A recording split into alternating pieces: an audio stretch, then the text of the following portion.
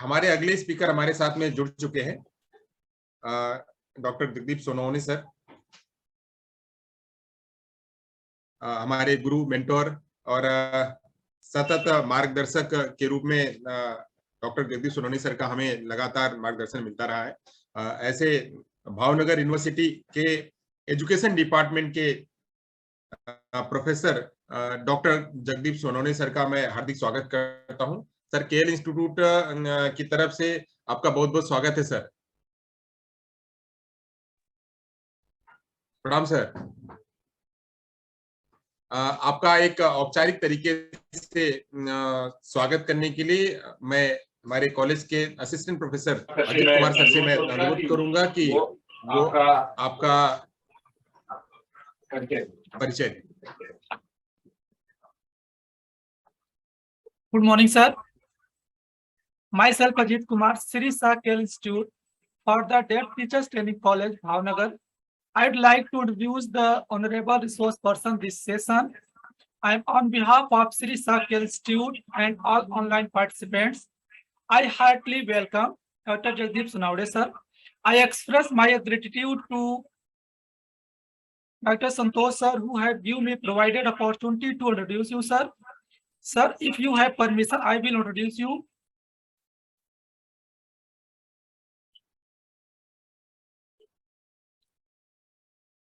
Professor Sonawde, sir, MA, gold medalist, PhD in education, is working as professor in the Department of Education, Maharaja Prince Kumar Singh Ji, Bhavnagar University. Sir has 22 years of huge experience in the field of education. Sir has worked as a principal in charge at NL Institute of Teacher Education, Navsari, 2002 to 2008. Sir has coordinated to the Central Assessment Center of Dr. Baba Saheb Ambedkar Open University and NTB Bhavnagar. Sir guided 82 postgraduate students and 10 PhD level. He is a member of the Research Advisory Committee, DIET. Sir has completed one major project and two minor projects with GCERT. Sir is an editorial member of many reputed journals and member of Board of Study since 2008. Sir has published more than 14 books, 1 textbook and 43 research papers. Sir has presented more than 32 international, national and state level papers in various seminars and conferences. Sir is Vice President of CT Gujarat and live member of All India Association of Educational Research. Sir, I again most welcome and greeting to you on behalf of KEL Institute in this national webinar. Your uninterrupted stream of knowledge and previous words among us, I hand over the mic to you while making such a request, sir.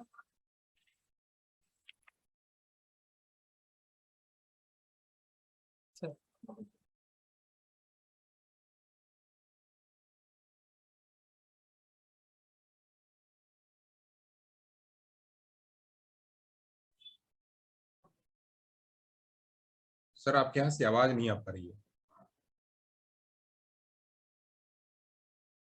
नहीं, आवाज नहीं आ पा रही है।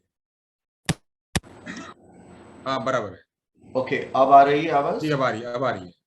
Okay, fine. तो ये मैं microphone remove कर देता हूँ। फाइन, तो can I share my screen? Yes sir, you can. Okay,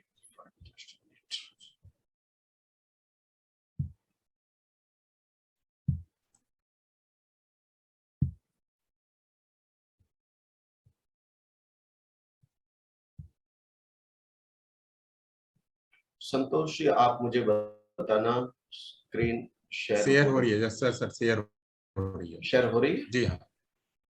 okay, fine. Full screen, जी ठीक है।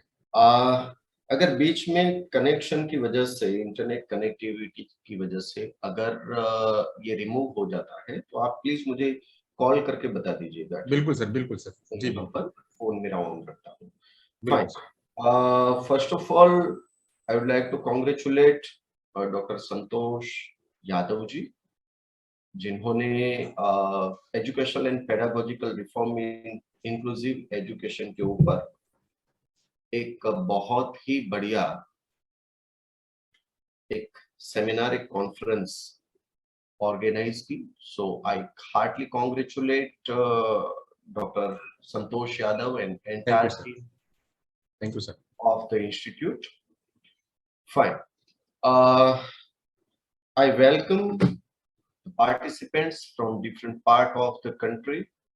It's near about 128 participants. Fine. So today we are going to talk about learning strategy. Well, learning strategy, क्योंकि हम सभी जिस field में है, उस field में जब से हमने ट्रेनिंग स्टार्ट की, तब से हमने लर्निंग क्या है या स्ट्रेटेजी क्या है उसकी हमने डिस्कशन की है। हमें पता है बेसिकली कि लर्निंग क्या है, हमें ये भी पता है कि स्ट्रेटेजी किसे कहते हैं। हम डिफरेंट स्ट्रेटेजीज यूज करते हैं अपने टीचिंग लर्निंग प्रोसेस जो है उसमें। बट जिस तरह की इंस्टीट्यूशन आपकी है, जिस तरह की इंस्टीट्यूशन में डॉक्टर यादव पढ़ाते हैं या आप लोग पढ़ाते हो, वो जो हमारी इंस्टीट्यूशन है, जो एक जनरल नॉर्मल इंस्टीट्यूशन है, उससे थोड़ी अलग है। अच्छा, जब मैं ये कहता हूं कि हमसे अलग है, इट डजंट मीन कि हमारा मेन स्ट्रीम है और आप कुछ उससे अलग हो, ऐसा नहीं है। क्योंकि ये तो एक पर्सपेक्टिव होगा कि कौन सी स्ट्रीम मेन है, कौन सी अलग है, मैं उसमें नहीं जाता। हर एक का काम अपने आप में महत्वपूर्ण हो सकता है और होता ही है। फाइन। तो मैं जिस लर्निंग स्ट्रेटेजी की बात कर रहा हूं, वो लर्निंग स्ट्रेटेजी वो मेन स्ट्रीम में भी उतनी इफेक्टिव है और जो कोई स्पेशल एजुकेशन है या स्पेशल फील्ड है उसमें भी उतनी इफेक्टिव है। उसकी बात हम करने जा रहे हैं। वेल, तो सबसे पहले मैं अपना ये जो लेक्चर है वो डेडिकेट करता हूँ प्रोफेसर रमेश चंद्र जी कोठारी को। Professor Ramesh Chandra ji Kothari educational research के फील्ड में एक ऐसा नाम है जिन्होंने अपना पूरा जीवन रिसर्च के लिए, रिसर्च एक्टिविटी के लिए, लर्निंग के लिए, स्टूडेंट के लिए जिन्होंने खर्च कर दिया। He was vice chancellor at South Gujarat University, Veer Narmad South Gujarat University, Surat, और he was professor and dean at Education Department of Education and Psychology, the MS Maharaja Sayajirao Gaikwad University, Baroda. Well, तो उनको प्रणाम करके इस lecture को हम start करते हैं, जिनका नाम है लर्निंग स्ट्रेटेजी। लर्निंग स्ट्रेटेजी में हम पूरा स्ट्रक्चर कुछ इस तरीके से रहेगा जिसमें हम एक जनरल लर्निंग स्ट्रेटेजी क्या है, हालांकि एक रफ आउटलाइन में आपको दूंगा क्योंकि वो सब उसकी सारी इंफॉर्मेशन आपके पास है ही। सो वो मुझे रिपीट नहीं करनी है, लेकिन मेन चीज जो है, जो एसेंस है, जिस्ट है लर्निंग स्ट्रेटेजी का, उसमें की एक learning strategy, I will pick one of those learning strategies जो ऑलरेडी इंटरनेशनल लेवल पे प्रैक्टिस की जाती है, राइट। तो बेसिकली पहले एक आउटलाइन ये देखते हैं कि ये लर्निंग स्ट्रेटेजी है क्या। जनरली शुमाकर और डेसलर ये कहते हैं कि ये जो लर्निंग स्ट्रेटेजी है वो एक्चुअली कोई एक इंसान, एक यहाँ पर इंसान मतलब एक टीचर जो पढ़ाता है, या वो जिस तरीके से एक ऑर्गेनाइज करता है, कोई स्किल का बंच उसका रहता है या कोई ऐसा क्लस्टर जिसको वो इफेक्टिव तरीके से अपना कंटेंट जो है उस कंटेंट को वो अपने स्टूडेंट के साथ शेयर करता है। वेल, एक्चुअली ये लर्निंग स्ट्रेटेजी जो है उसको यूज क्यों की जाती है, क्यों हम प्रयोग में लाते हैं, क्यों हम उसका उपयोग करते हैं।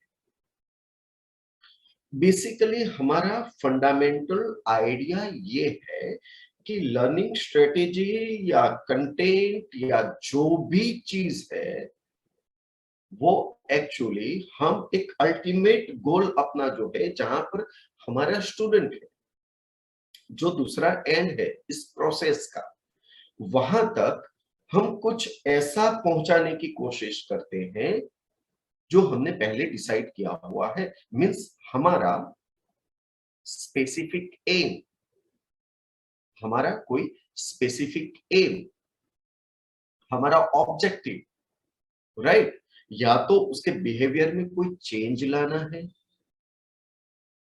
या फिर कुछ कंटेंट उसे सिखाना है, या फिर कुछ ऐसा करना है जो जिस जिस डेवलपमेंट को हम मेजर कर सके, राइट? तो वो जो भी करना है वो एक्चुअली उस स्टूडेंट, उसका एक एंड बन जाता है, वो है हमारा स्टूडेंट। तो उस स्टूडेंट में या तो कोई राइटिंग कैपेसिटी है, या रीडिंग कैपेसिटी है, या बिहेवियरल चेंज है।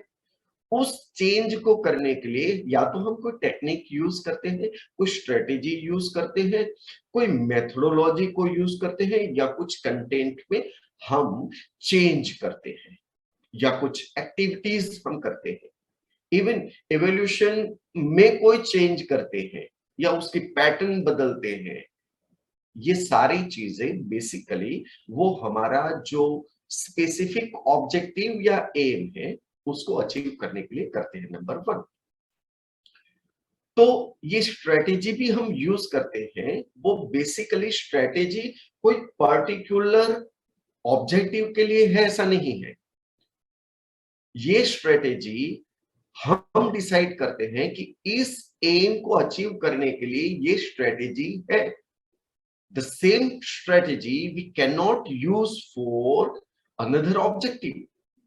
ठीक है, किसी के लिए एक स्ट्रेटेजी अगर हमने यूज की तो ये जरूरी नहीं है कि वो, अगर suppose it is proven strategy कि इस कंटेंट को इस स्ट्रेटेजी की मदद से अच्छी तरीके से पढ़ाया जा सकता है, या अपना स्पेसिफिक एम जो है उसे अचीव किया जा सकता है। नॉट नेसेसरी कि the same strategy will useful to achieve the another goal या another specific objective। ऐसा क्यों है? क्योंकि ये स्ट्रेटेजी जो है वो सेंटर में नहीं है, सेंटर में है जो ऑब्जेक्टिव जिसे हमें अचीव करना है वो। तो वो अचीव करने के लिए एक स्ट्रेटेजी भी हो सकती है, उस ऑब्जेक्टिव को गोल को अचीव करने के लिए एक स्ट्रेटेजी का बंच भी हो सकता है, ये एक स्किल का बंच हो सकता है, ये कुछ एग्जाम्पल का बंच हो सकता है, ये कुछ क्वेश्चंस का बंच हो सकता है, ये कुछ प्रैक्टिस का बंच हो सकता है। ठीक है, तो इट मीन्स कि हमें जो गोल अचीव करना है इसके लिए एक वे जो है उसमें का एक पार्ट है स्ट्रेटेजी।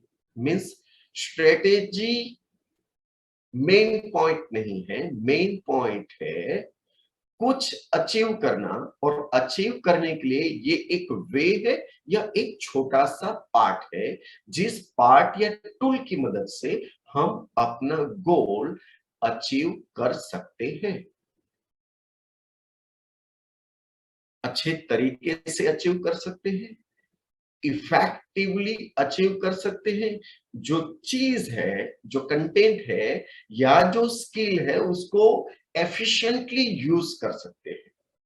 ओके, तो ये स्ट्रेटेजी है।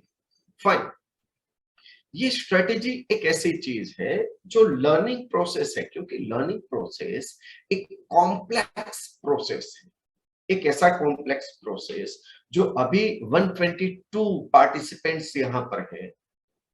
ये 122 पार्टिसिपेंट्स ये अलग अलग तरीके से इस कंटेंट को रिसीव कर रहे हैं। ठीक है, जो रिसीव कर रहे हैं उसमें से कुछ अलग तरीके से ये परसीव कर रहे होंगे। कोई इससे अग्री कर रहा होगा, कोई इससे डिसएग्री कर रहा होगा, कोई ये कह रहा होगा कि ओके ये हमें पता है, कोई ये कह रहा होगा कि नहीं ये नई चीज है, हमें पता नहीं थी, आज पता चली, कोई ये कह रहा होगा कि ठीक है, जाने तब भी ठीक है, अगर ये नहीं जानते हैं तब भी ठीक है। ठीक है, तो ये एक्चुअली फोकस करता है स्ट्रेटेजी के ऊपर, ये फोकस करता है ये जो प्रोसेस है उसके ऊपर, जो प्रॉब्लम सॉल्विंग चीज है उसके ऊपर, राइट। ये स्ट्रेटेजीज जो है वो एक्चुअली कंटेंट को लेके, जिसका एक पॉइंट है कंटेंट, जिसमें एक पॉइंट है मटेरियल, एक पॉइंट है एवोल्यूशन वर्क, जिसमें एक पॉइंट है स्टूडेंट, जिसमें ओवरऑल देखा जाए तो ये प्रोसेस के ऊपर, ये हमारी इंस्ट्रक्शन पूरी प्रोसेस है उसके ऊपर आधारित है। फाइन, वेल, तो ये बात थी लर्निंग स्ट्रेटेजी की। तो अगर लर्निंग स्ट्रेटेजी ये चीज हमें दिखाती है कि ये कुछ अचीव करने के लिए है, ये कुछ बेहतर करने के लिए है, ये चीज को मैक्स इफेक्टिव बनाने के लिए है, या जो टूल है उसको एफिशिएंट बनाने के लिए है, उसके लिए उपयोग में की जाती एक स्किल है या बंच ऑफ स्किल है, राइट। तो यहां पर बहुत सारी ऐसी स्ट्रेटेजी है, बहुत सारी ऐसी टेक्निक्स हैं, जिस टेक्निक की मदद से आप अपने क्लासरूम में आप पढ़ाते हैं। इसमें चैलेंजेस भी डिफरेंट अलग अलग नहीं आती है, और नई नई चैलेंजेस के साथ में आप लोग अच्छी तरीके से ये जितनी भी चीज है आपकी प्रोसेस से रिलेटेड, उसमें जो चैलेंजेस आती है उस चैलेंजेस को आप ओवरकम करके अपना गोल अचीव करते हैं। तो उसमें की एक स्ट्रेटेजी है, जिस स्ट्रेटेजी को नाम दिया गया है jigsaw learning technique. I think Mr. Bharat Nimawat, he has question. Mr. Bharat Nimawat,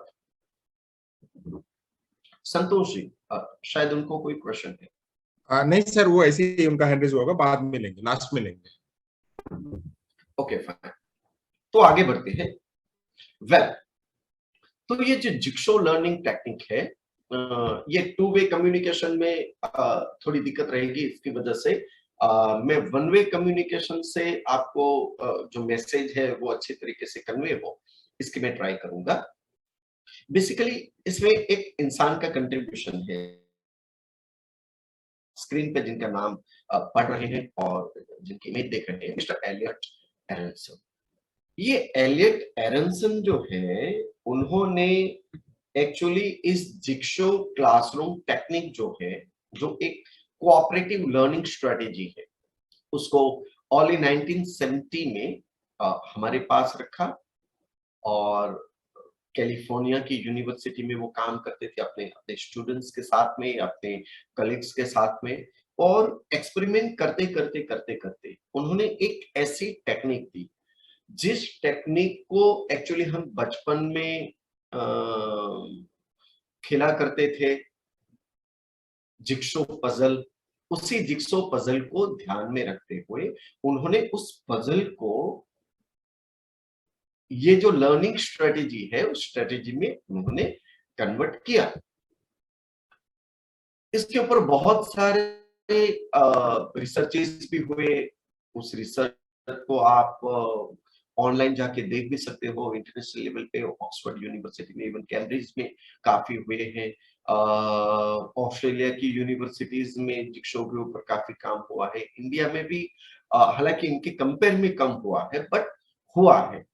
ये जनरली कोऑपरेटिव लर्निंग टेक्निक है, और कोऑपरेटिव लर्निंग टेक्निक में आपको पता होगा कि बेसिकली ऐसा होता है कि जैसे हम सेल्फ सफिशिएंसी जो रहती है, हम स्व के ऊपर आधारित रहते हैं, उन पे ज्यादा महत्व दिया जाता है। हमें ये सिखाया जाता है कि दूसरों के ऊपर आधारित ना रहे, हमारे खुद के ऊपर आधारित रहे, सेल्फ सफिशिएंट रहे, ठीक है।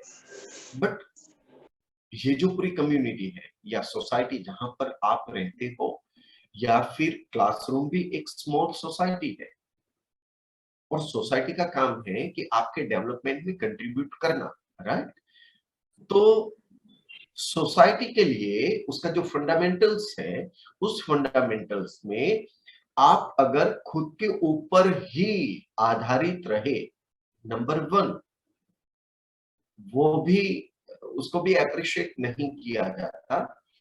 और अगर आप किसी और के ऊपर आधारित रहे, उसे भी इतना अप्रिशिएट नहीं किया जाता। यस, मेरा ये जो स्टेटमेंट है ना, आप में से काफी लोगों को ये लगेगा कि ये कॉन्ट्राडिक्टरी है, ठीक है? उसको आप कंप्लीट सुन ले, उसके बाद में फिर हम इसके ऊपर डिस्कशन कर सकते हैं। नंबर 1, हम खुद के ऊपर ही आधारित रहे, जिसमें हमें किसी और की जरूरत ना रहे, नंबर 1। नंबर 2, हम किसी और के ऊपर ही आधारित रहे, इसको भी अप्रिशिएट नहीं किया जाता। बट अप्रिशिएट किया जाता है परस्परावलंबन, मीन्स हम एक दूसरों के ऊपर आधारित रहे। Yes, mister Aamir Khan has question. Mister Aamir Khan, Santosh ji sir, जी sir. Aamir Khan raise his hand. हाँ, आमिर खान जी, आपके कोई प्रश्न है, कोई सुझाव है, कुछ कहना चाह रहे हैं, या फिर ऐसे हैंड रेज हो गया? आई थिंक सर ऐसे हैंड रेज हुआ है।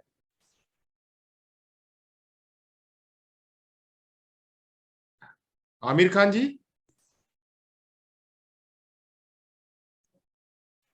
हाँ सर, वैसे बटन। अच्छा, गलती से हो गया, जी, कोई इश्यू नहीं है। मैं इसलिए पूछ लेता हूँ कि कहीं क्वेश्चन पूछना है, क्योंकि ये सिंबल जब करते हैं तो आपको अगर कोई क्वेश्चन पूछना है, ये ऑनलाइन तभी हैंड रेज है।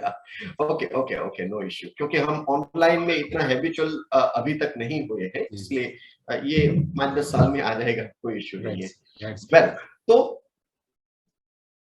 सोसाइटी में एक्चुअली परस्परावलंबन मीन्स मैं आपके ऊपर आधारित रहूं, आप मेरे ऊपर आधारित रहो। इस तरीके की जो सिचुएशन खड़ी होती है, इसके ऊपर ही सोसाइटी चलती है। आप उसके जो फंडामेंटल्स हैं, उसको अगर आप देखेंगे तो जैसे मान लो कि जो भी महान संत वगैरह हुए, या जो ऐसे लोग हुए जो स्पेसिफिकली सेल्फ सफिशिएंट थे, तो एक्चुअली वो सोसाइटी में नहीं थे। वो सोसाइटी के जो रूल्स या प्रोटोकॉल्स हैं, वो उसमें नहीं थे। वो इसलिए नहीं थे क्योंकि वो आपके किसी चीज पे आधारित ही नहीं थे। उनकी कोई रिक्वायरमेंट आप फुलफिल नहीं करते थे, उनकी कोई नीड थी, वो आप फुलफिल नहीं करते थे। सोसाइटी तभी चलती है, अच्छे तरीके से चलती है, जब वो परस्परावलंबन रहता है। ये फंडामेंटल्स है। वो गलत है, सही है, वो फिलोसॉफिकली क्या है, उसमें अभी हम नहीं जाते, ठीक है? हम एजुकेशनल फंडामेंटल को समझे, तो एजुकेशनल फंडामेंटल में जो कोऑपरेटिव लर्निंग है, उसका फंडामेंटल्स है कि हम परस्परावलंबन में रहे। अगर परस्परावलंबन में रहेंगे तो हम लर्न अच्छा करेंगे, हम एक दूसरे की फीलिंग को समझेंगे। अगर कोई वीक रहा तो उसको सपोर्ट करेंगे, अगर कोई ब्रिलियंट रहा तो उसका जो बेनिफिट है वो बाकी के ग्रुप को मिलेगा। ये कुछ एसेंशियल है कोऑपरेटिव लर्निंग के। तो the same thing you will find in cooperative learning as well as in Jigsaw classroom technique, right? Fine. तो वैसे जिक्सो एक पजल है जिसमें हर एक स्टूडेंट को एक पार्ट दिया जाता है। वो उसका जो रोल है, वो उसको कंप्लीट करना है, उसको एक जिम्मेदारी दी जाती है। अगर वो जिम्मेदारी कंप्लीट नहीं होती है तो ये पूरा सर्कल जो है वो सर्कल अधूरा रहेगा। मीन्स यहां पर हर एक स्टूडेंट को आई रिपीट माय स्टेटमेंट, हर एक स्टूडेंट को एक रोल मिलता है, हर एक स्टूडेंट को एक जिम्मेदारी मिलती है, हर एक स्टूडेंट को उसकी जो जिम्मेदारी मिलती है वो कंप्लीट करनी रहती है। अगर वो जिम्मेदारी कंप्लीट नहीं होती, इट मीन्स कि ये जो पूरा सर्कल है वो सर्कल कंप्लीट नहीं होता। ठीक है, तो ये एक्चुअली इसका एक प्लस पॉइंट है। ये मैंने जो आपको बताया, और ये स्ट्रेटेजी तभी इफेक्टिव बनती है जब स्टूडेंट अपना जो रोल है वो अच्छी तरीके से अचीव करता है। फाइन, तो ये इसमें 10 स्टेप्स दिए गए हैं। अब आपको एक्टिव होना है। आपका पार्टिसिपेशन जो है वो अब 2 वे होगा। मतलब मैं आपको कोई क्वेश्चन पूछूंगा, आपसे डिस्कशन करूंगा, और यहाँ पर आपको अपना रेज करना है, अपना हैंड, और आप with the permission of doctor Santosh Yadav you can ask question. Okay, वो अरेंजमेंट कर देंगे, और आपको अगर आपको कोई डिफिकल्टी है 2 वे कम्युनिकेशन में तो will help. Fine, so let's start this 10 steps. Okay, इसका स्टेप नंबर 1 है। इसमें स्टूडेंट जो है उसको एक्चुअली आपके पास जस्ट मिनट, इसको मैं को जरा जूम पे जोड़ो, सब लोग को बोलो जूम पे जुड़े और ये देखिए। इसको 4, 5 या 6 के सेगमेंट में इसको बांटा जाता है। ये आपका जो लेसन जो है, जो कंटेंट आपने डिसाइड किया हुआ है उसको बांटा जाता है। इस बांटने के बाद में आपको कंटेंट एनालिसिस करता है। फाइन, यहां पर अगर आप कंटेंट एनालिसिस नहीं करते हो तो ना तो आप इसको बांट सकते हो, ना तो आप क्लासरूम में पढ़ा सकते हो, ना तो स्टूडेंट के सामने प्रेजेंट कर सकते हो। ठीक है, तो कंटेंट एनालिसिस इसका पहला पार्ट बन जाता है। फाइन, इसके बाद में सेकंड स्टेप आता है। इस सेकंड स्टेप में, इस स्टेज पे आप क्या करते हो? आप ये करते हो कि आपके जो स्टूडेंट्स हैं उस स्टूडेंट को आप 4, 5 या 6 के ग्रुप में आप बांट देते हो, जिसको हम जिक्सो ग्रुप करेंगे। नाम क्या रखना है, किस तरीके से, वो आगे हम देख लेंगे। राइट, बट आप 4, 5, 6, ये 7 भी हो सकता है, 8 भी हो सकता है, डिपेंड्स, उसके बाद हम आगे करेंगे। बट आपको इस तरीके से स्टूडेंट को डिवाइड करना रहता है। हाँ, आपको ये देखना है कि आपका जो ग्रुप है वो ग्रुप, वो जेंडर में, एथनिसिटी में, रेस, एबिलिटी, रिलीजन जो भी है उसमें बटा हुआ। मतलब ये नहीं होना चाहिए कि एक ही जेंडर का ग्रुप बन गया, एक ही एथनिसिटी का, एक ही रेस का, या एक ही एबिलिटी वाला। मतलब अगर कोई एक ग्रुप ऐसा बना कि जिसमें सारे ब्रिलियंट आपके स्टूडेंट हैं, एक ऐसा बना जिसमें लोअर आईक्यू वाले या लोअर अचीवर स्टूडेंट है, वैसा नहीं होना चाहिए। ये सारे डिस्ट्रीब्यूट होने चाहिए आपका जो ग्रुप है उस ग्रुप में। राइट, तो इस तरीके से ये जो सेकंड स्टेप है, ये सेकंड स्टेप यहां पर कंप्लीट होगा। Okay, now let's move to distribution. अब ये जो डिस्ट्रीब्यूशन हम करेंगे, इस डिस्ट्रीब्यूशन में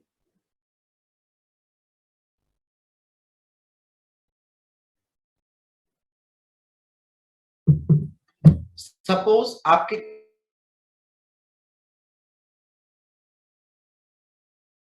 क्लास पर आए, एक पेन लेने के बाद में ये करना, यहाँ पर इंटरनेट कनेक्शन। संतोष जी, मेरी आवाज आ रही है? जी सर। ओके ओके ओके, एक मैसेज मुझे आया इंटरनेट स्टेबिलिटी के बारे में। जी, आ रही आवाज आ रही है सर। ओके, आपको नोटपैड पेन ले लेनी है, और आपको अब इसके साथ में, मेरे साथ में जो काम मैं करता हूं, आपको साथ में ये काम करते जाना है, राइट। सपोज आपके स्टूडेंट हैं, ओके, इसे कम हो सकते हैं, इसे ज्यादा भी हो सकते हैं, वो अलग चीज है, बट हम गेस करते हैं।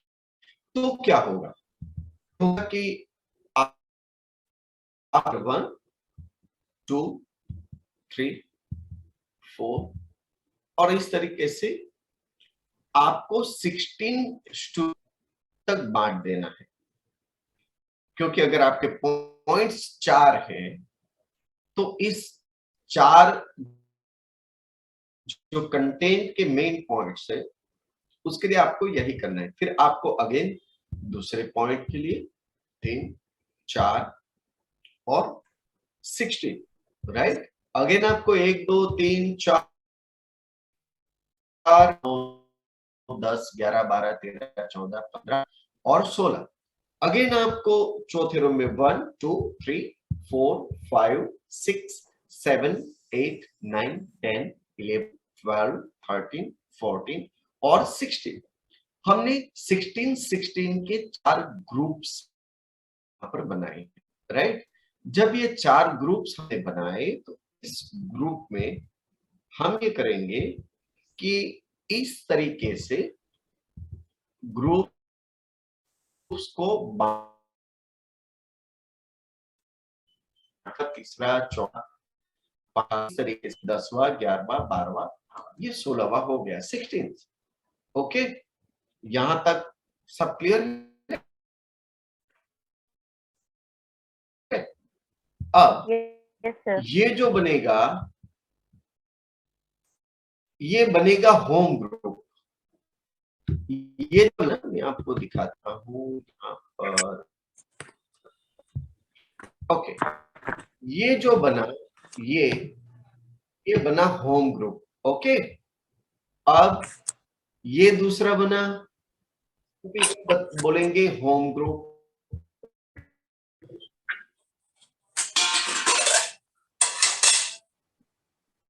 ये भी होम ग्रुप।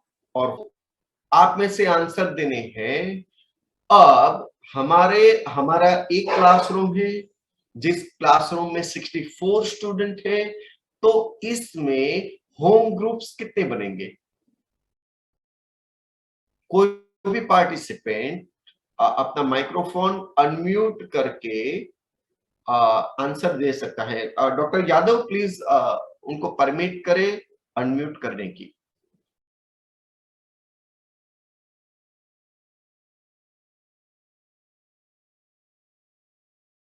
मेरी आवाज आ रही है डॉक्टर संतोष यादव? जी सर आवाज आ रही है। आप इनको अनम्यूट करने की परमिट करें जिनको आंसर देना है।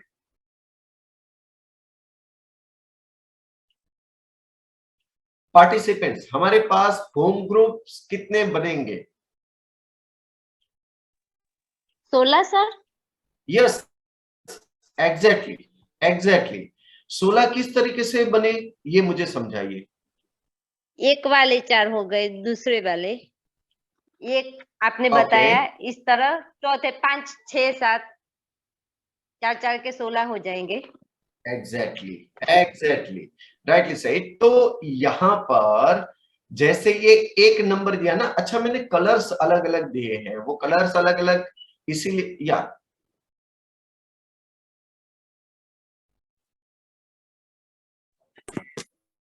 डिफरेंट चाइल्ड ग्रुप, कलर्स अलग अलग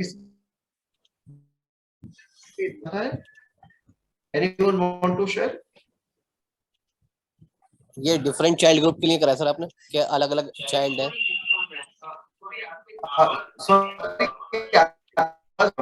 तो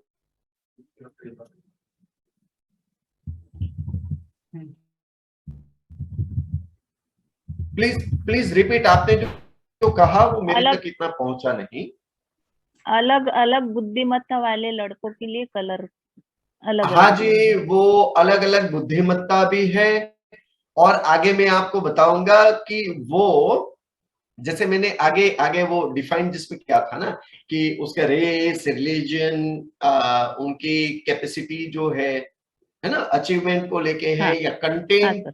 भी है, तो ये कंटेंट भी हम अलग अलग जो देते हैं उसके लिए अलग अलग कलर है। मतलब यहाँ पर जो स्क्रीन पे आप देख रहे हैं उसका हर एक का एक मीनिंग है, वो नंबर्स का भी मीनिंग है, वो कलर्स का भी मीनिंग है, राइट।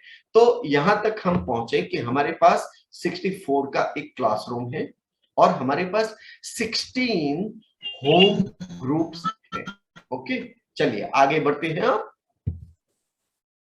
अब हमारे पास इस तरीके का और 4 ग्रुप्स बनेंगे, जिसमें एक ही कलर का एक ग्रुप बनेगा, दूसरे कलर का, जैसे मान लो कि ब्लू का हो गया, येलो का हो गया, ग्रे का हो गया, ठीक है।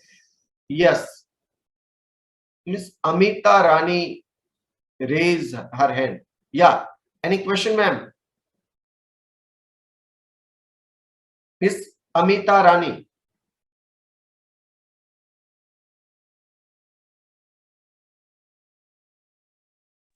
I think no sir. Santosh ji, उनको कोई क्वेश्चन है? I think no sir. Okay, fine. अच्छा, अब मेरा क्वेश्चन आपसे ये है कि ये जिस तरीके से मैंने हॉरिजॉन्टल लाइन की हुई है, तो इसमें हमारे पास कितने ग्रुप बनेंगे? अगर मैंने इस तरीके से ग्रुप बनाए तो हमारे पास कितने ग्रुप्स बनेंगे? Sir group colour wise 4। Very good. तो इसमें हमारे पास 4 ग्रुप्स बनेंगे। तो अगर एक तरीके से देखा जाए तो हमारे पास 16 ग्रुप बनेंगे, दूसरे तरीके से अगर देखा जाए तो हमारे पास 4 ग्रुप्स बनेंगे। अच्छा, ये 4 ग्रुप जो बनेंगे ना, उसको हम क्या कहेंगे? उसको हम कहेंगे एक्सपर्ट ग्रुप, ठीक है। ये एक एक्सपर्ट ग्रुप हो गया, ये एक एक्सपर्ट ग्रुप हो गया, और ये भी एक एक्सपर्ट ग्रुप हो गया। फाइन। तो टोटल हमारे पास क्या हुए? 16 होम ग्रुप्स और 4 एक्सपर्ट ग्रुप बन गए। Okay, fine. अब again question from my side. तो जो बच्चे होम ग्रुप में है, क्या वही एक्सपर्ट ग्रुप जो है उसके भी पार्ट बनेंगे या कोई और अलग से रहेगा? सर अलग से रहेंगे ना। अच्छा, एक्सपर्ट ग्रुप और होम ग्रुप्स अलग हो जाएंगे ना। यस मित्तल जी। तो अब हाँ। क्वेश्चन है कि हमारे पास जो 64 स्टूडेंट थे, राइट, हाँ। हमारे क्लास में 64 स्टूडेंट थे ना, उनको तो हमने 16 ग्रुप में बांट दिया ना हमने। ओके, तो फिर हमारे पास तो बच्चे बचे ही नहीं, तो ये बाकी के 4 ग्रुप के बच्चे कहां से लाएंगे फिर? वही है ना। तो आप सोचिए, कोई है जिनके पास इसका जवाब है? सर वो उसी होम ग्रुप में से लिए जाएंगे। जी शाहनवाज जी, क्या बोला आपने? आपने थोड़ी ऊंची आवाज में बोलना पड़ेगा। इन्हीं होम ग्रुप में से लिए जाएंगे सर। एग्जैक्टली। जो होम ग्रुप में है ना, आप अगेन देखिए मैं आपको दिखाता हूं। इस तरीके से हमने होम ग्रुप किया था, ठीक है ना। अब ये वही बच्चे हैं, अगर इसी को चलो मैंने ऐसे बांट दिया, इसको ऐसे बांट दिया, इसको ऐसे बांट दिया, ठीक है।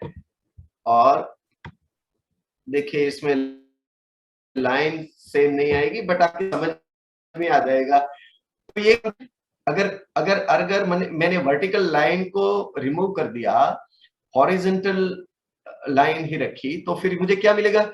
सेम बच्चे, उसमें से एक एक बच्चा अगेन आ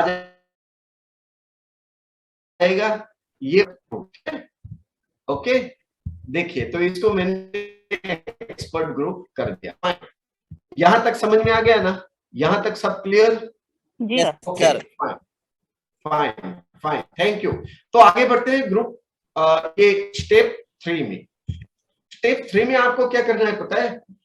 कोई एक स्टूडेंट को लेके उसको ग्रुप लीडर बना देना है। अच्छा, ग्रुप लीडर आप किसे बनाएंगे? एक ऐसा स्टूडेंट जो ज्यादा मैच्योर हो, एक ऐसा स्टूडेंट जो लीड कर सके, एक ऐसा स्टूडेंट जो बोल सके, जो प्रेजेंट कर सके, जो कम्युनिकेट कर सके अपने जो रेस्ट ऑफ ग्रुप मेंबर्स है उनके साथ। फाइन, तो उसको आपको ग्रुप लीडर बनाना है। फाइन, इसके बाद में हम जाएंगे स्टेप 4 के ऊपर। स्टेप 4 में क्या रहेगा कि हर एक स्टूडेंट है, उस स्टूडेंट को आपको क्या करना है? आपको कोई एक सेगमेंट, आपने पता है पहले कंटेंट एनालिसिस किया हुआ था, है ना? शुरुआत में स्टेप 1 में हमने किया था ना कि आपको कंटेंट लेना है, फिर कंटेंट को डिस्ट्रीब्यूट करना है, उसके लिए एनालिसिस करना है। तो एनालिसिस में आपने 4 टॉपिक ले लिए, सब टॉपिक। अब ये 4 सब टॉपिक जो लिए ना, ये क्या करना है? ये जो स्टूडेंट है उनके बीच में वो बांट देने हैं, और ये करना है कि हर एक स्टूडेंट जो है उस को वो कंटेंट को डायरेक्ट एक्सेस सके अपनी तरफ से, राइट? ये आपको मेक श्योर करना है। Okay fine.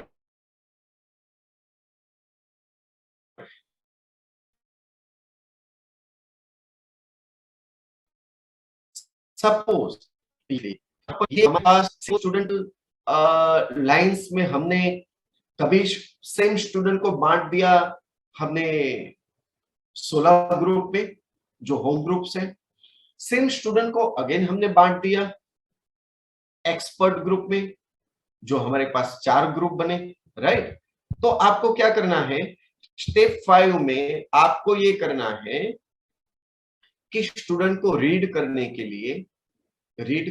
लिए उनको टाइम देना है।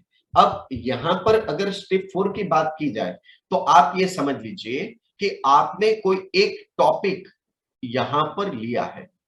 चलिए, आप सभी क्लासरूम में पढ़ाते हैं, ठीक है? आप अपने स्टूडेंट को, अपने बच्चों को पढ़ाते हैं, तो ऑब्वियसली हम कोई टॉपिक लेते हैं, टॉपिक को पढ़ाते हैं, तो आप जो पढ़ाते हैं ना उसमें का ही कोई एक टॉपिक हम लेते हैं, राइट? चलिए, आप में से कोई मुझे कोई एक टॉपिक दे और उस टॉपिक को हम 4 सेगमेंट में बांटेंगे, 4 सब पॉइंट में वी विल डिस्ट्रीब्यूट, उसको एनालिसिस करेंगे। चलिए, कोई भी एक टॉपिक दीजिए मुझे।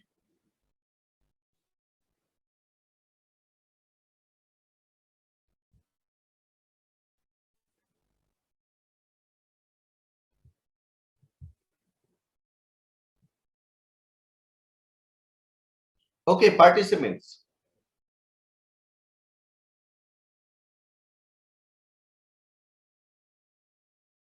आप कोई भी हेल्थ रिलेटेड टॉपिक ले सकते हैं।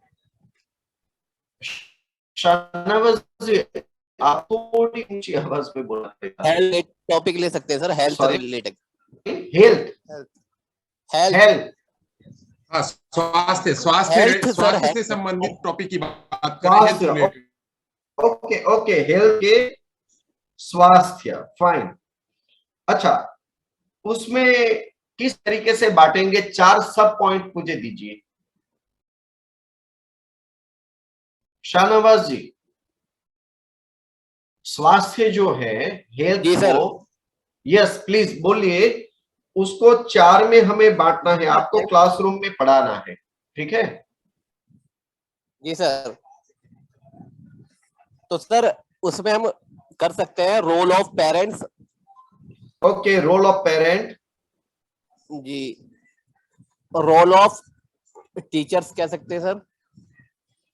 Role of teacher, okay. Okay, role of community. Role of community, हाँ। And role of student self. Student का खुद ही कह सकते हैं कि स्टूडेंट का खुद का क्या रोल है।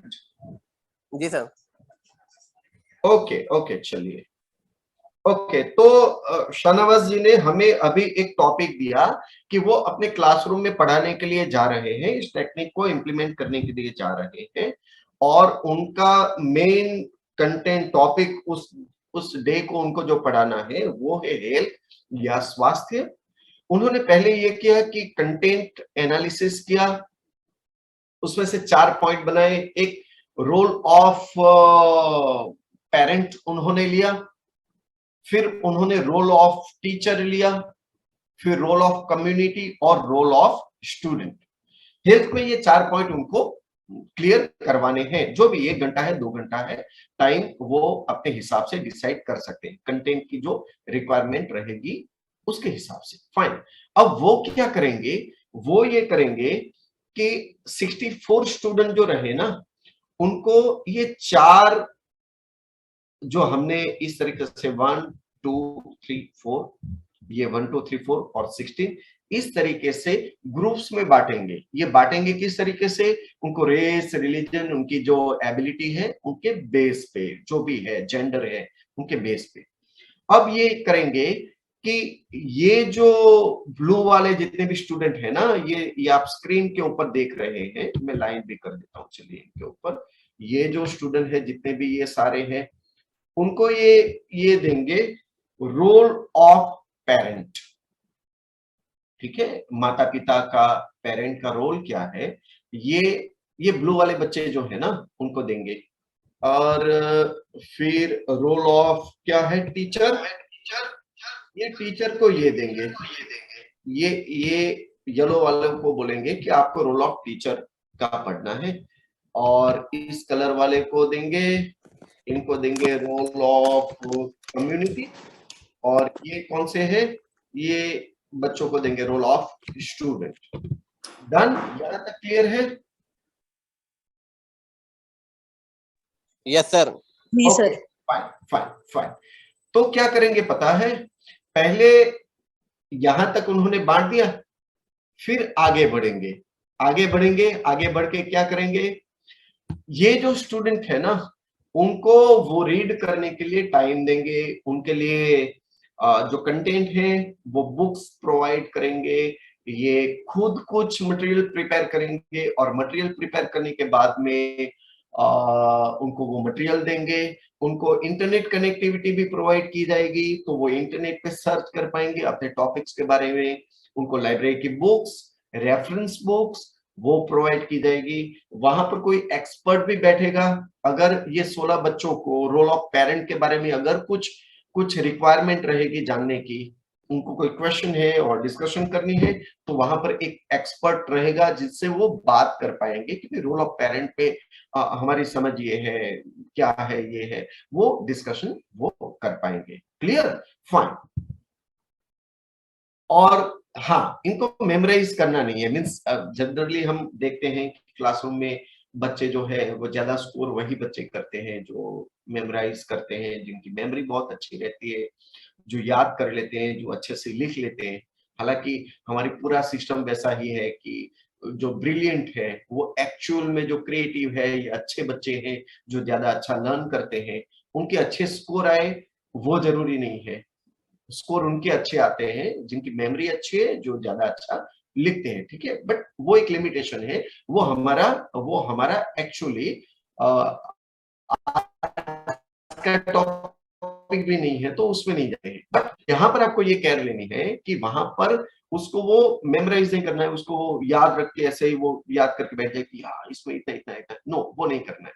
उसको प्रैक्टिस करनी है, उसको बात करनी है, उसको समझना है, अंडरस्टैंडिंग लेवल उसकी डेवलप हो, अंडरस्टैंडिंग लेवल पे वो समझे, है ना, जो ज्ञान समझ वाली जो बात है साइकोलॉजिकल, उसमें वो डेवलप हो, वहां तक उसको करना है। फाइन। स्टेप 6 में ये क्या करेंगे पता है, यहां पर जो एक्सपर्ट ग्रुप है ना वो ये करेगा। हाँ, हमने यहाँ पर होम और एक्सपर्ट का कहा ना, इन्होंने थोड़ा अलग लिखा हुआ है। ये एक्सपर्ट ग्रुप का बच्चा जो रहेगा वो ये करेगा कि एक्सपर्ट ग्रुप में से हम इनको भेजेंगे होम ग्रुप में। हमारा एक्सपर्ट ग्रुप कौन सा रहा ये पता है ना? मैं वापस जाता हूं, हमारा एक्सपर्ट ग्रुप कौन सा है यहां पर?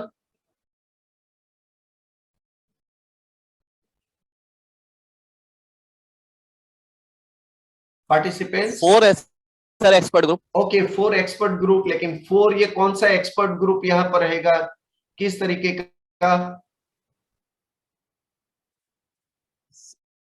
Sir colour wise 4 exactly colour 4 है, और हर एक एक्सपर्ट ग्रुप में कितने बच्चे हैं? 16 सर बच्चे 16। हैं, राइट। तो फिर क्या करेंगे पता है, ये जो 16 बच्चे हैं ना, इसमें का ये बच्चा जो है वो रहेगा यही, ये 2 number 3 number 4 number 16 number. But होगा क्या पता है, ये 16 ऐसे रहेंगे ना। अब ये ग्रुप बनाएंगे, ये क्या करेंगे, ये इस तरीके से ग्रुप बनाएंगे। आपको दिख रहा है मैं जो स्क्रीन पे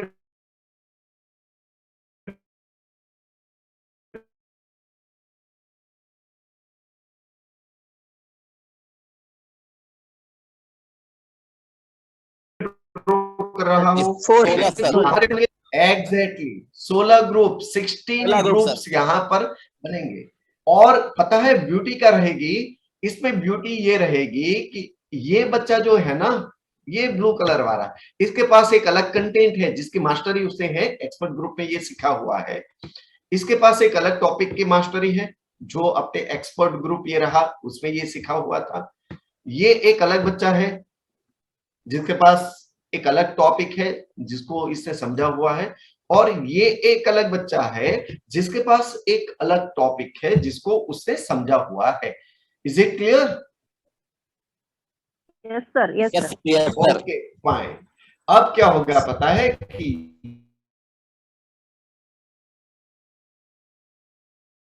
ये जो होम ग्रुप में जाने के बाद में ये करेंगे कि ये एक्सपर्ट ग्रुप रहा ना, तो एक्सपर्ट ग्रुप का बच्चा ये हमारा कंप्लीट एक्सपर्ट ग्रुप है, राइट? Yes sir. इसमें ये एक्सपर्ट ग्रुप पे हमारे पास टोटल कितने बच्चे हैं? 16 सर। 16 बच्चे हैं, 16, राइट? तो इसका मतलब ये हुआ कि एक पर्टिकुलर टॉपिक, देखो यहां पर ये जो टॉपिक है, ये पर्टिकुलर टॉपिक जो है उसमें हमारे पास 16 बच्चे हैं। दूसरा एक पर्टिकुलर टॉपिक है, इसमें हमारे पास 16 बच्चे हैं। तीसरा एक पर्टिकुलर टॉपिक है, उसके पास हमारे पास 16 बच्चे हैं। चौथा एक टॉपिक है जिसके पास एक्सपर्ट 16 बच्चे हैं। अब ये बच्चे क्या करते हैं पता है, ये करेंगे होम ग्रुप्स में जाएंगे। जैसे मान लीजिए कि ये होम ग्रुप में गए ना, ये होम ग्रुप बन गया, देखिए ये होम ग्रुप बन गया ना, जो मैंने आगे आपको ड्रॉ करके बताया था। ऐसे कितने होम ग्रुप बनेंगे? 16 सर। 16। एग्जैक्टली 16 होम ग्रुप बनेंगे। अब 16 होम ग्रुप में क्या बनेगा पता है? अब ब्यूटी है इस ग्रुप की, सपोज इसके पास कोई एक टॉपिक है, कौन सा टॉपिक है? रोल ऑफ पेरेंट, ये है ना। ओके तो ये पता है ये बच्चा क्या करेगा, इसके पास देखिए हमने इसको दे दिया है, इसको टॉपिक दिया था रोल ऑफ पेरेंट, इसको दिया था रोल ऑफ टीचर, इसको दिया था रोल ऑफ कम्युनिटी, और इसको क्या दिया था? Role of student. Role of student, right. तो इस बच्चे के पास अभी क्या है? ये ब्लू वाला जो है वो role of parent. Role of parent, right. तो ये क्या करेगा पता है? 4 का एक ग्रुप बनेगा, 4 के ग्रुप में ये बच्चा खड़ा होगा, और ये रोल ऑफ पेरेंट का रोल क्या है ना, ये तीनों को साथ में इनको पढ़ाएगा, इनको बताएगा कि भाई ये पेरेंट जो है ना इसका रोल ये है, ठीक है। ये तीनों बच्चे तब बनेंगे स्टूडेंट, ये बच्चा क्या बनेगा? उनका टीचर बनेगा जो इसको पढ़ाएगा। Done? Okay yes sir. Fine, चलिए आगे बढ़ते हैं, यहां तक सब क्लियर है। ओके अब ये दूसरा टॉपिक आ गया। अच्छा दूसरा टॉपिक कौन सा है? Role of community. Role of teacher. Role of teacher. Okay, अब ये क्या करेगा, इसको ये इसके तो मास्टर ही है ना रोल ऑफ टीचर की, तो ये बाकी के ये जो तीनों बच्चे हैं ना रहे, उनके पता है ना, पहले पहले ये बच्चा, ये जो ब्लू वाला था ना वो टीचर बना था, ठीक है, तो इसने रोल ऑफ पेरेंट तो पढ़ा दिया। अब इसकी मास्टरी है रोल ऑफ टीचर की, ठीक है। तो रोल ऑफ टीचर जो है ना ये इनको पढ़ाएगा, ये जितने भी बच्चे हैं ना 3, इनको क्या पढ़ाएगा, रोल ऑफ टीचर, ठीक है। तो हमारे कितने टॉपिक्स क्लियर हुए यहां पर, सब पॉइंट 7 हमारे 2 टॉपिक्स, 2 टॉपिक हमने रोल ऑफ पेरेंट क्लियर करवाया, वो किसने करवाया, वो इस महाशय ने क्लियर करवाया, ठीक है। वो वाले ने। फिर रोल ऑफ टीचर किसने करवाया, इसने।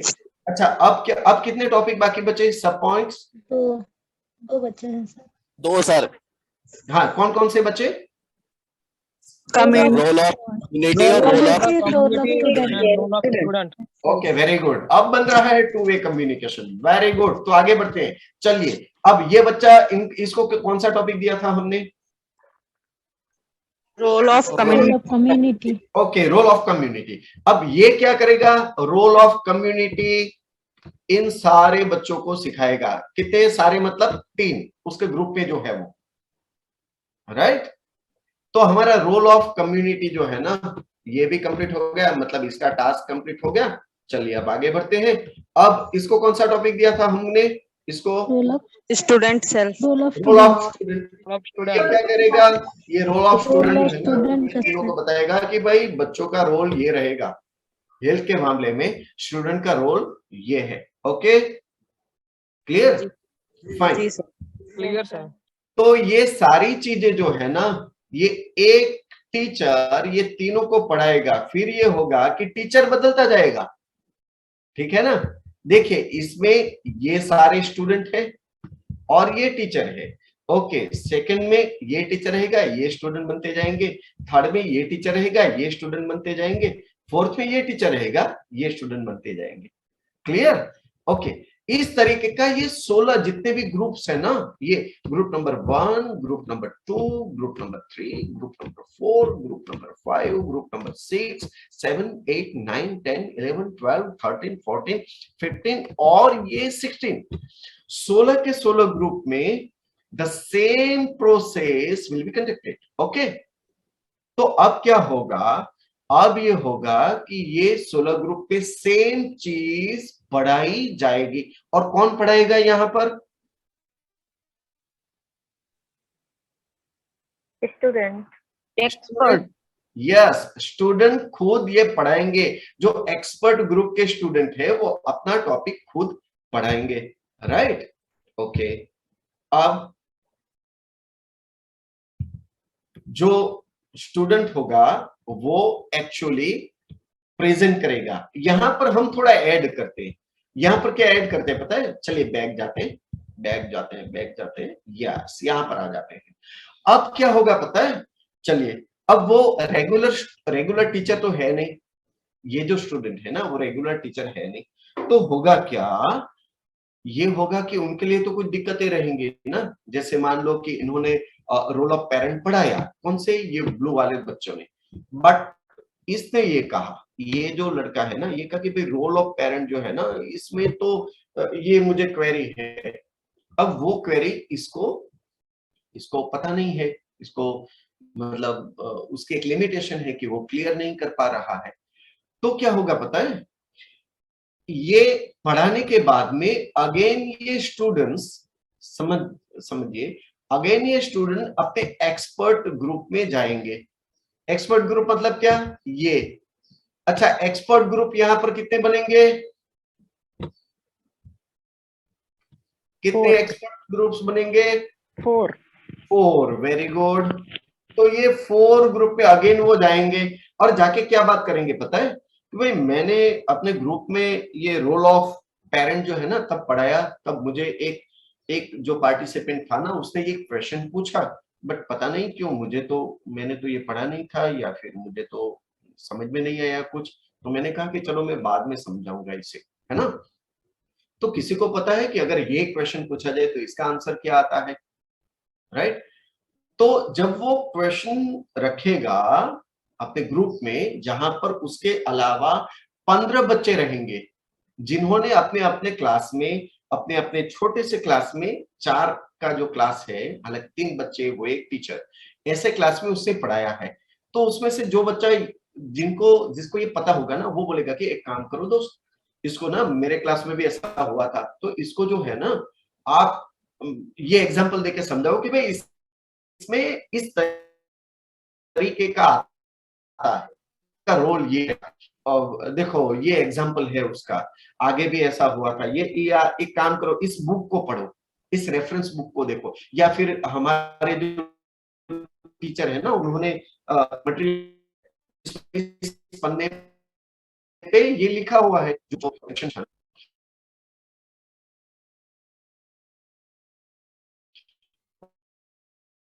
हो गया।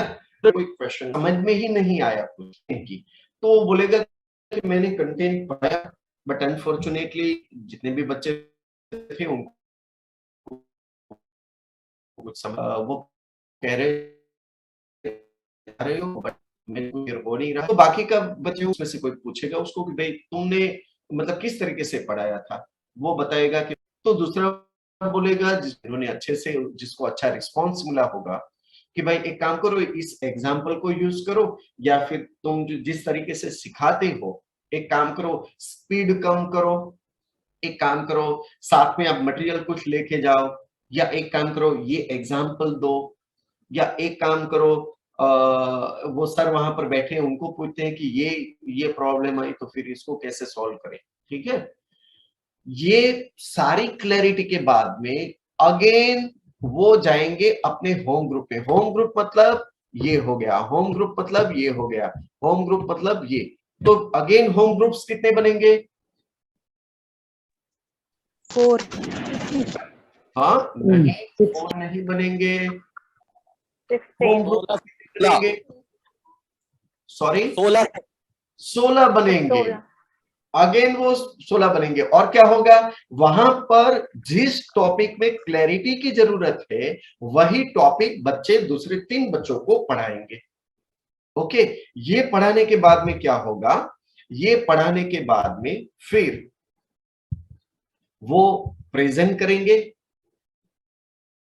कोई एक ग्रुप लीडर होगा वो प्रेजेंट करेगा, 9th में वो पूरी प्रोसेस ट्रबल बाकी की जो बातें होगी वो करेंगे, और 10th स्टेप में वो इवैल्यूएशन करेंगे, उसमें कोई गेम वगैरह का सहारा लिया जा सकता है, या ट्रेडिशनल टेस्ट भी अगर ली जाए ना तब भी जो मेजर करना है हमें वो हम मेजर कर पाएंगे, ठीक है? तो ये 10 स्टेप है। स्टेप्स में हालांकि मैंने भी चेंज किया हुआ है, स्टेप्स आप 9 कर सकते हो, 10 कर सकते हो, 12 कर सकते हो, it's all depend on you, या जो सिचुएशन है उसके ऊपर। इसमें कुछ प्रॉब्लम एरियाज भी है जिसको बहुत शॉर्ट में हम देखेंगे, और उसके बाद में मुझे अगेन 2 वे कम्युनिकेशन में आना होगा। पहले तो जो डोमिनेंट स्टूडेंट है ना, ये एक प्रॉब्लम एरिया है, क्योंकि जो डोमिनेंट स्टूडेंट है वो एक्चुअली डोमिनेट करेंगे, कि जैसे मान लो कि दूसरों को बोलने नहीं देंगे, वो खुद ही बोलेंगे, ये प्रॉब्लम हो सकता है। इसमें एक प्रॉब्लम ये हो सकता है कि जो स्लो स्टूडेंट है वो ये कहीं भी है, हमें क्यों बोलना है ना? आपको भी पता होगा आपके क्लासरूम में ऐसे होंगे कि जो ये बोलेंगे कि नहीं हमें कोई जरूरत है नहीं, बाकी के बोल लेते हैं, चलिए हम क्यों बोले, या हमारे क्वेश्चन अगर हमने पूछा तो जो पढ़ा रहे हैं उनको ये लगेगा कि भाई ये तो क्वेश्चन बहुत पूछते हैं, या इनकी क्वेश्चन में क्वालिटी नहीं है, लेवल नहीं है, अच्छा इनको इतना भी नहीं पता है।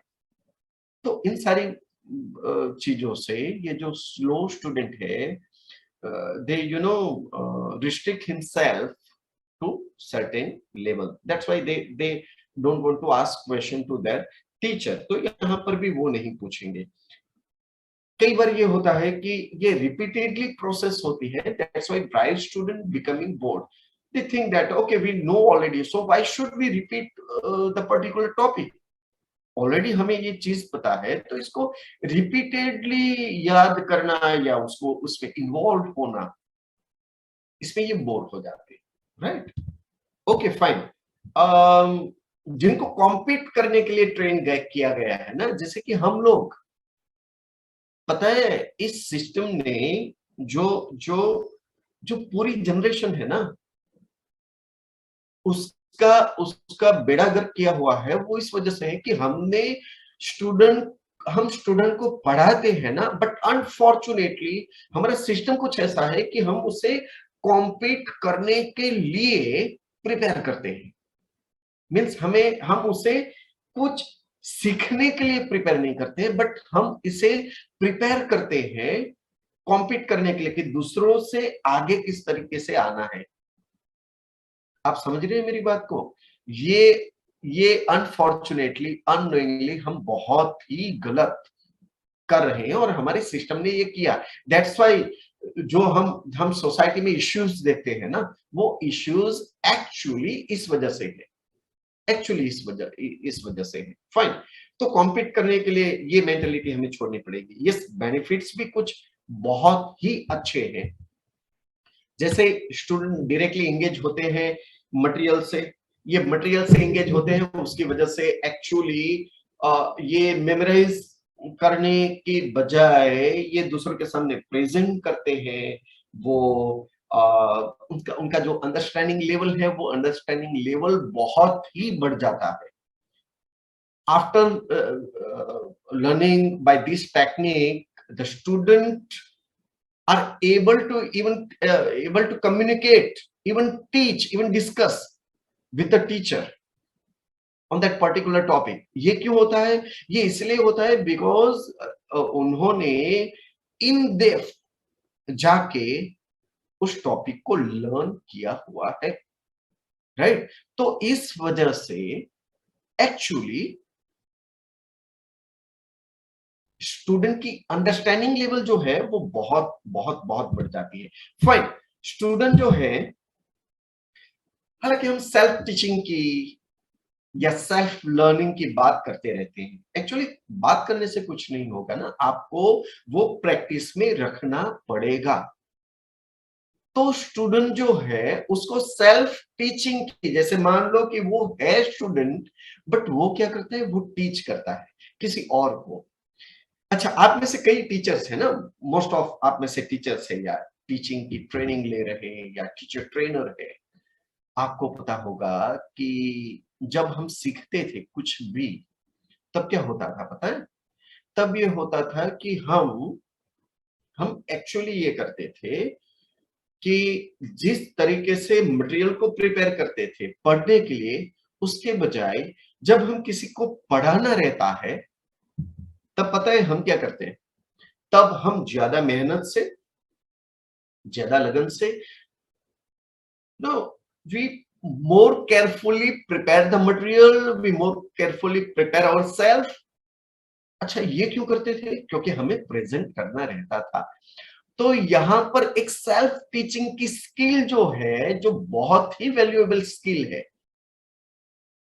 और जो सेल्फ मोटिवेट करता है किसी और के सामने प्रेजेंट करने के लिए, तो उसके लिए स्टूडेंट को प्रैक्टिस मिलती है, जो प्रैक्टिस हमारे यहाँ पर सिर्फ और सिर्फ एक ही कोर्स में मिलती है, और वो है, ठीक है? बाकी sorry, any question? No sir. Okay, तो ये प्रैक्टिस सिर्फ बीएड में मिलती है, इसके अलावा किसी और कोर्स में नहीं मिलती।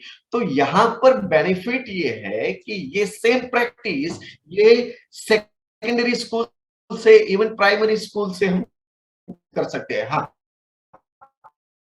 लिमिटेड टॉपिक के लिए कर सकते हैं। तो ये पीयर टीचिंग मतलब साथ में जो बच्चे हैं उन बच्चों को टीच सकते, राइट? ये टीचर है की जरूरत नहीं कि it is proven technique on international level. You will find numbers of researches those prove that the peer teaching or peer learning is better than classroom teaching or classroom learning. तो peer teaching जो है, जिसमें बच्चे एक दूसरे के साथ में पढ़ते हैं, बच्चे एक दूसरे के साथ में शेयर करते हैं, एक दूसरे को अपनी क्वेरीज कहते हैं, ठीक है, जो क्वेरी शायद वो रेगुलर क्लासरूम में, ट्रेडिशनल क्लासरूम में अपने जो बच्चे हैं, अपने जो टीचर है, उस टीचर के सामने अगर प्रेजेंट करनी है तो वो हेजिटेट होता है, but the same thing they can easily share with their peer classmates. Okay, so it become peer teaching or peer learning, and it is more deeper than traditional teaching, traditional classroom teaching, right? तो वो exam के लिए भी काफी अच्छा होता है।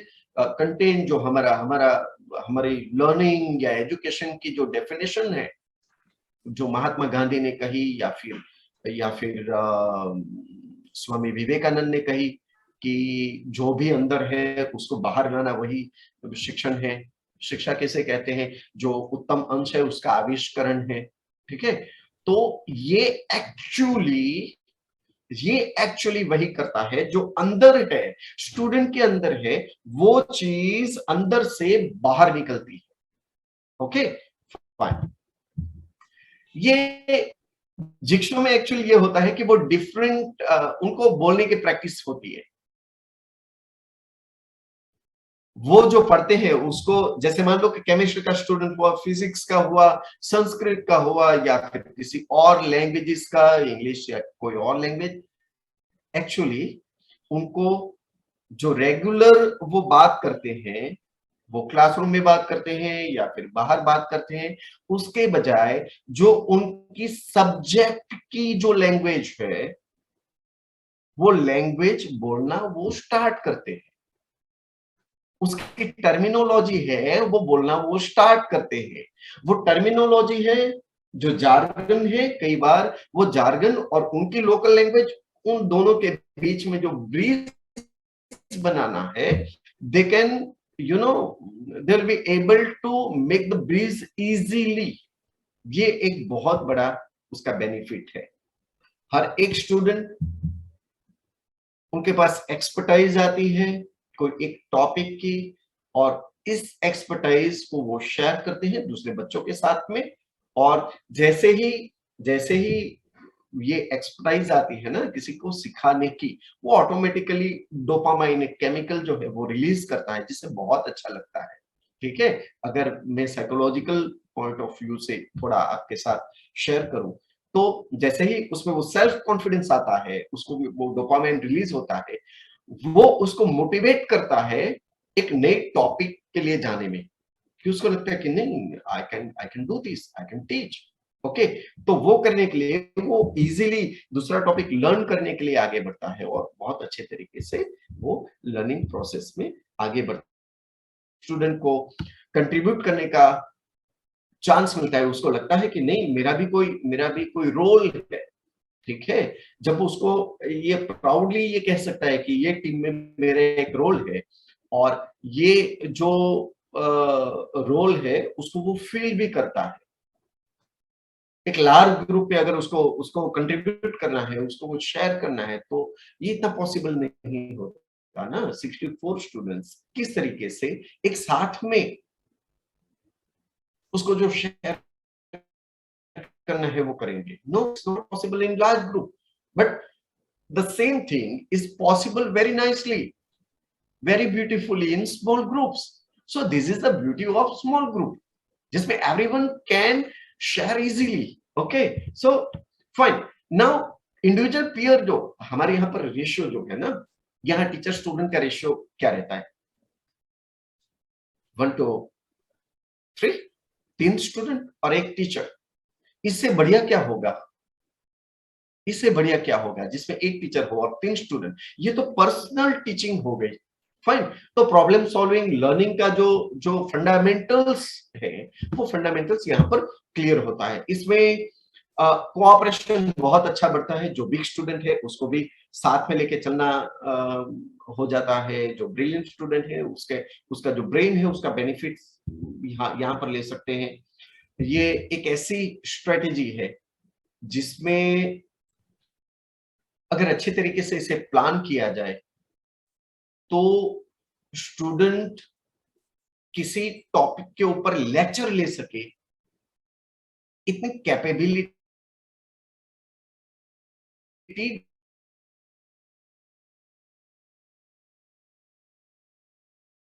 Develop हो जाए।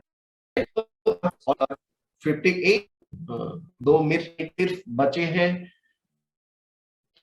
तो यू कैन किसी को भी कोई भी क्वेश्चन है तो पूछ सकता है, हालांकि 2 ही मिनट बचे हैं, तो आप अपने हिसाब से अगर किसी कोई डिस्कस करें, कुछ डाउट्स हैं या फिर कोई बात शेयर करनी है तो माइक ऑन करिए। जिक्सॉ स्ट्रक्चर जो सिखाया है आपने वो स्मॉल लेवल पे ले सकते हैं अपन, या अपने दिव्यांग बच्चे इसके लिए भी ले सकते हैं? जस्ट मिनट, पहले मैं ये शेयरिंग बंद कर दूं। जी सर। ज्यादा अच्छा रहेगा।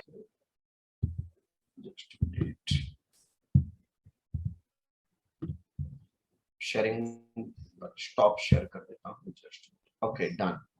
ये अब हो गया। हाँ जी, yes ma'am, please repeat your question.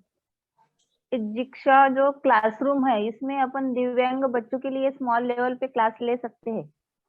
Yes, small level का क्लास ले सकते हैं। अगर आपका बड़ा क्लास है तब भी कर सकते हैं, बट आप ये रखिए, जो मेरा एक्सपीरियंस है ना, वो आप 4 बच्चे, 5 बच्चे, 6 बच्चे यहां तक ही लीजिए। हालांकि ये 10 बच्चों तक भी ले सकते हैं, कोई दिक्कत नहीं है, लेकिन वो उसमें मेहनत आपको बहुत बढ़ जाती है। आपको रिजल्ट जो है ना, वो उसमें डिफिकल्टी बहुत ज्यादा रहती है। तो जितना छोटा क्लास रहा ना, उतना आपके लिए बहुत अच्छा रहता है। ठीक है। यस। और कोई एनी क्वेश्चन? जी, प्रवीण जी और लाखा जी, सही है। अगर आप कुछ पूछें तो बढ़िया रहेगा, या और कुछ शेयर करें तो बढ़िया रहेगा। सहनवाज जी, दीपशिखा जी, सभी लोगों के बहुत बढ़िया सेशन का कमेंट आ रहा है कि बहुत बढ़िया सेशन, बहुत बढ़िया सेशन। नमस्कार सर। हाँ sir. Yes please, Shahnawaz ji please. Sir आपका वीडियो नहीं दिख रहा है मुझे। जी सर, आपका विजुअल नहीं दिख रहा है। सर विजुअल मैंने बंद कर रखा है एक्चुअली, मेरी तबीयत खराब है। ओके फाइन, नो ओके, या प्लीज। हाँ, इसलिए मेरी वॉइस भी थोड़ा क्लियर नहीं है। सर मैं पूछना चाह रहा था कि जैसे अगर हम एक क्लास की बात कर रहे थे आप मॉडल में, कि 64 हमने एग्जाम्पल के तौर पर बच्चे हैं, ठीक है सर। अब उसमें हमारे डिफरेंट टाइप ऑफ डिसेबिलिटी हैं जी। अगर हम जैसे जनरल स्कूल की बात करते हैं, सामान्य स्कूल की, तो हमारे सामान्य स्कूल में एक ही स्कूल में डिफरेंट टाइप बच्चे हैं, वो अलग अलग क्लास में होते हैं, तो सर उनके लिए कैसे मॉडल सेट करेंगे? यस, उसमें भी डिजाइन कर सकते हैं। उसमें डिजाइन ये कर सकते हैं, आपको एक्चुअली एनालिसिस का जो पॉइंट है ना, उसमें ध्यान में रखना पड़ेगा। एनालिसिस आप किस तरीके से करते हैं? जैसे मान लो कि डिफरेंट एबिलिटी वाले बच्चे हैं ना, फिजिकली चैलेंज जो है या एबिलिटी डिफरेंट है, आप उसको अलग अलग करना है, और ये अलग अलग करके आपको ये देखना है कि कंटेंट की रिक्वायरमेंट क्या है, आपको किस जगह पर पहुंचना है। उसके बाद में फिर आपको चेक करके जो बच्चे हैं उनकी डिफरेंट एबिलिटी को देख के फिर ग्रुप्स बनाने होंगे। आपके लिए काम चैलेंजिंग रहेगा, बट आप कर सकते हो, इसमें आप कर सकते हो। हाँ सर, जैसे अगर हम स्किल्स की बात करें, वहां तो ये मॉडल सक्सेसफुल है, लेकिन अलग अलग डिसिप्लिन एक बच्चा 5th क्लास का है, एक 4th का है, एक 3 का है, तो इस कंडीशन में उसके एबिलिटी के हिसाब से बनाना पड़ेगा ये ग्रुप। टीचर के लिए एक चैलेंज है, उसकी एबिलिटी जो है ना वो उसको देखनी होगी, नंबर 1। नंबर 2 आपके लिए चैलेंज ज्यादा ये रहेगी कि जो रिसीव करने वाला बच्चा है उसकी कैपेसिटी भी आपको देखनी पड़ेगी, इवन क्योंकि उसको कोई रोल प्ले करना है तो वो कैपेसिटी भी आपको देखनी पड़ेगी, राइट। और ये सारा मिला के भी सपोज आपकी जो फंडामेंटल एम है जिसके लिए आप स्पेसिफिक ऑब्जेक्टिव के लिए कर रहे हैं, अगर वो अचीव नहीं होता है तो ये जरूरी नहीं है कि जिक्सो हर एक चीज में इफेक्टिव है। नो, ऐसा नहीं होता। हम कई जगह पर फेल भी हुए हैं जिक्सो में। मैंने एक्सपेरिमेंट इवन एमए लेवल पे करवाए हैं, मेरे पीएचडी के कुछ बच्चे उन्होंने जिक्सो के ऊपर काम किया हुआ है, ठीक है। बट कई बार ऐसा हुआ है कि गांव में कुछ जगह पर हम फेल भी हुए, जहां पर हमने जेंडर के हिसाब से जो ग्रुप्स बनाए उसमें जो मेल थे वो फीमेल के साथ बात नहीं करते थे, फीमेल स्टूडेंट मेल स्टूडेंट के साथ बात नहीं करते थे, वो रिमोट एरियाज में कुछ ऐसा था। तो उसकी वजह से जिक्सो जो हमने ग्रुप बनाए, वो ग्रुप की जो इफेक्टिवनेस आनी चाहिए थी, unfortunately could not get that effectiveness, ठीक है। तो हर एक चीज में ऐसा जरूरी नहीं है कि जिक्सो जैसे मान लो कि हर मर्द की एक दवा, वैसा तो कुछ भी नहीं होता। ओके सर,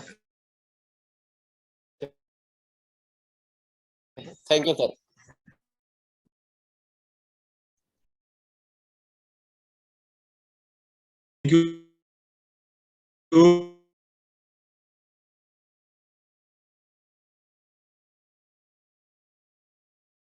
सेशन रहा, इसमें सर का एक फॉर्मल तरीके से आउट ऑफ थैंक्स करने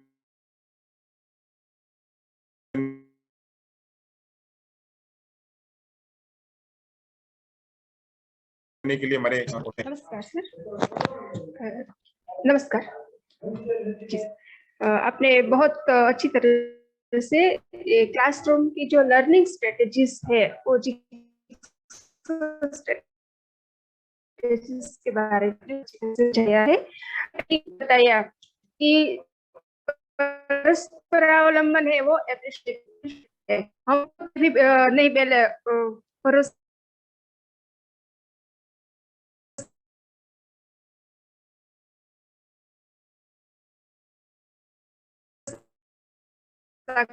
सकते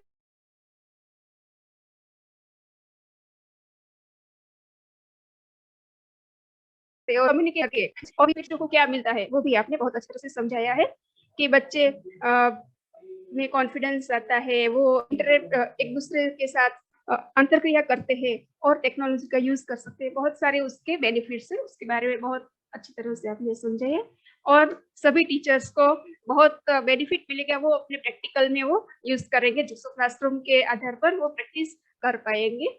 इसलिए आपका बहुत बहुत धन्यवाद सर।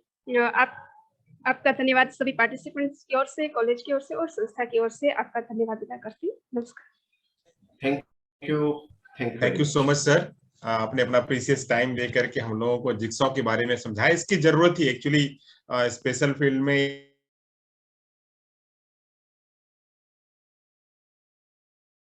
ये इसका एक्सप्लेनेशन हमने करी थी, उम्मीद पर बिल्कुल मतलब बहुत फिट हो गया है। Thank you so much sir. Next time दोबारा किसी और